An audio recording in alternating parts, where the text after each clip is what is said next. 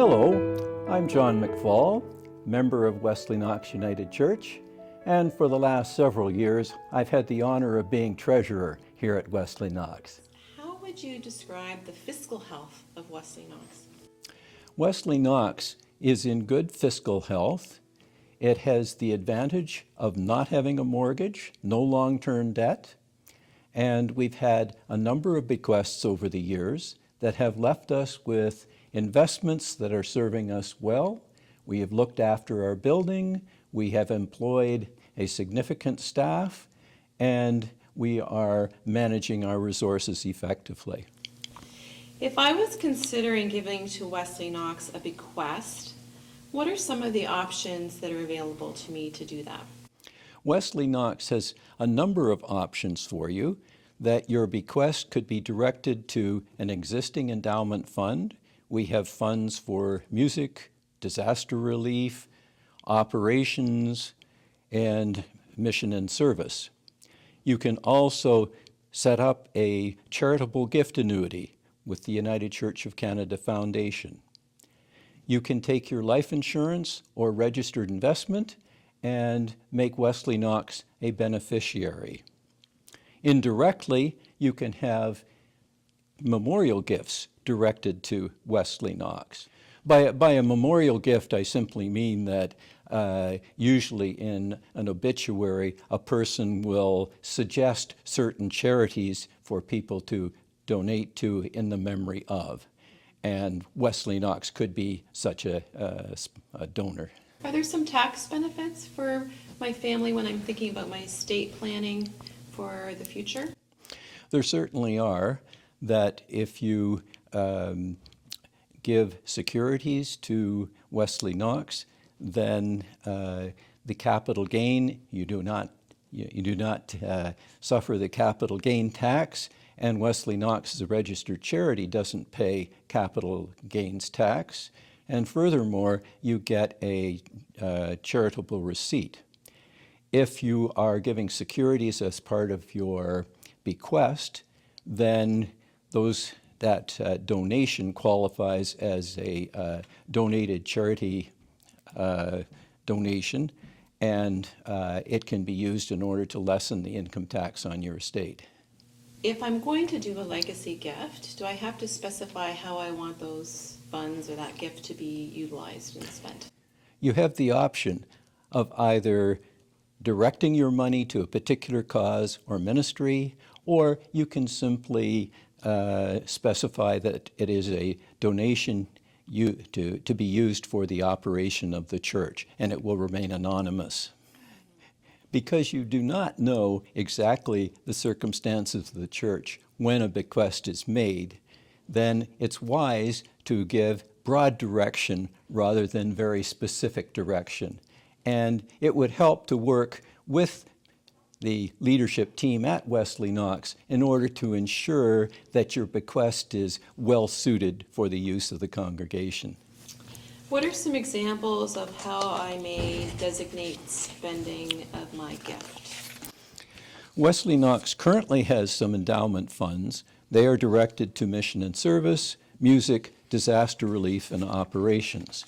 And you're free to have a new endowment fund set up, if that is your wish.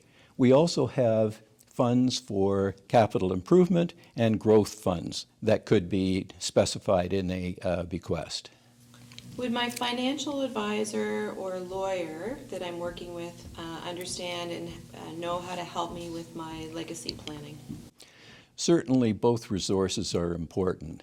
Your lawyer will help you phrase the financial provisions for your will and ensure that they can be carried out. Your financial advisor will help you draft up an estate strategy so that your wishes in the future will be realized. Regardless of the size of your estate, it's important for everybody to have both financial and legal advice in planning their future. Is there a way to have more information and have an opportunity to ask questions? Wesley-Knox is planning a workshop on planned giving, And we're also in the process of developing a web page which addresses the question of planned giving. It will have links to additional resources. So that's a good place to start. And you can contact Wesley-Knox in order to have a conversation with the treasurer or other leadership person. Can I give to my local church, like Wesley-Knox, or can I give to National Church of Canada to support ministry, camps, mission and services, UCW, or the United Church of Canada Foundation? There's a great broad opportunities for giving that Wesley-Knox does have its endowment funds. We do have trustees funds for general donations, bequests. And in addition, the United Church of Canada Foundation is the organization that manages the donations for the wider church and the ministries and projects for the wider church. That the foundation has quite a variety of endowment funds that you can contribute to. You can set up a charitable annuity, and in that case you can identify Wesley-Knox as being a beneficiary, and you can actually set up your own endowment fund with the foundation. It is really the place that many people will start in terms of their estate planning and their bequests.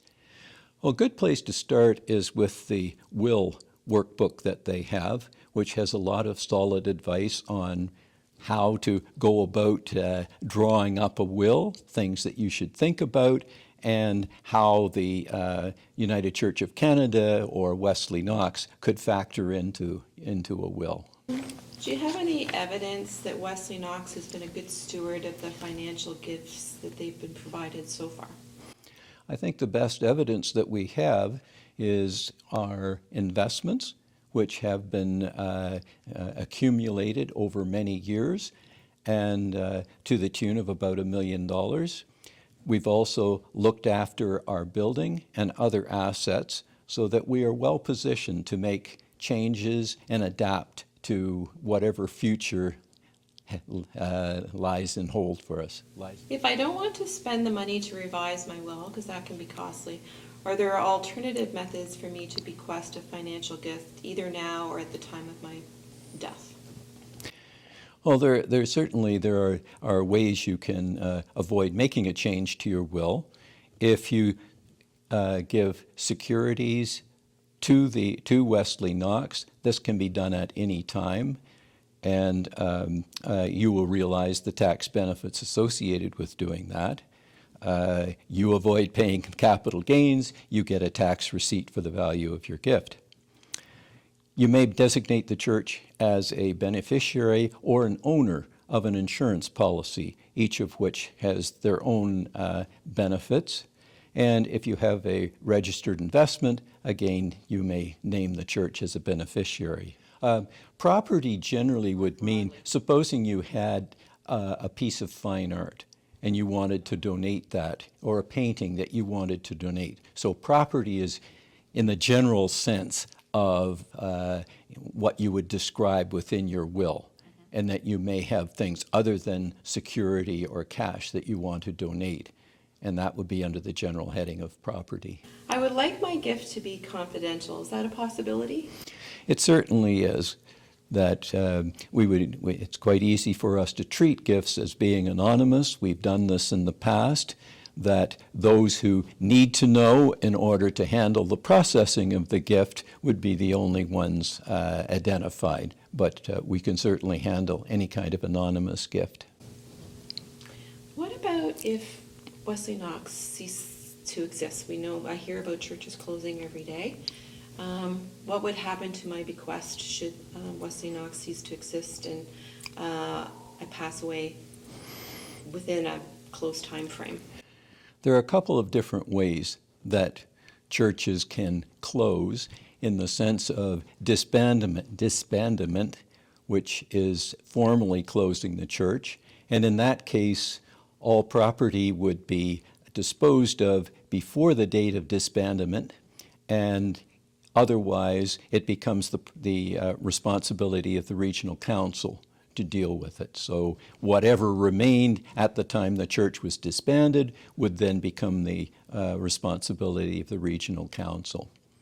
If we did an amalgamation, then there would be then the assets would be accumulated and go along with the amalgamation. In either case, would my bequest be honored in the same ways that I had directed it to be? If we had existing endowments that were transferred as part of an amalgamation, then yes, the same restrictions, that is a legal restriction that you've placed on the endowment, that would be respected in an amalgamation situation. I would say that Wesley-Knox is somewhat unique in the fact that we do have trustee funds, that we do have investments set up, so we're well along the path of independent financial security. We're mature in our financial setup, and this works to our advantage in giving us flexibility to work directly with people rather than going through the foundation, that it gives them the additional ability to have conversations about how money might be used. And Wesley-Knox is somewhat special in that respect.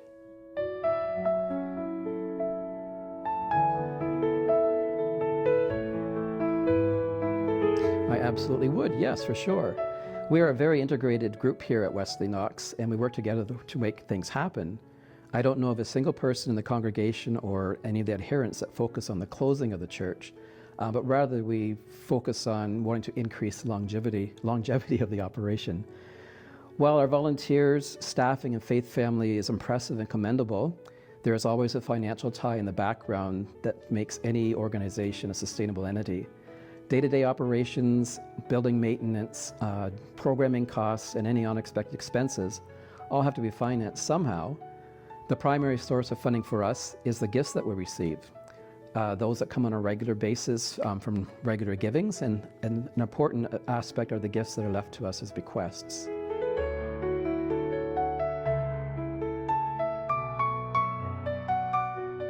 Any gift, regardless of the size or frequency, ensures continued daily operation of our building and allows us to offer various programming. Continued investment will allow us to continue to operate as Wesley-Knox United Church now, and also allow us to change to meet the needs of the future.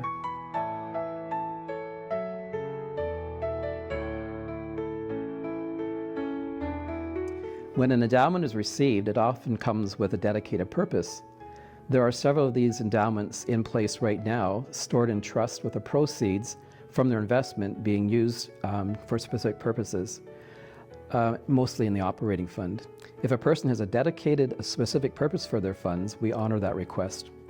The Board of Trustees works diligently to ensure that the investment of these funds realize the best possible financial gain for our community.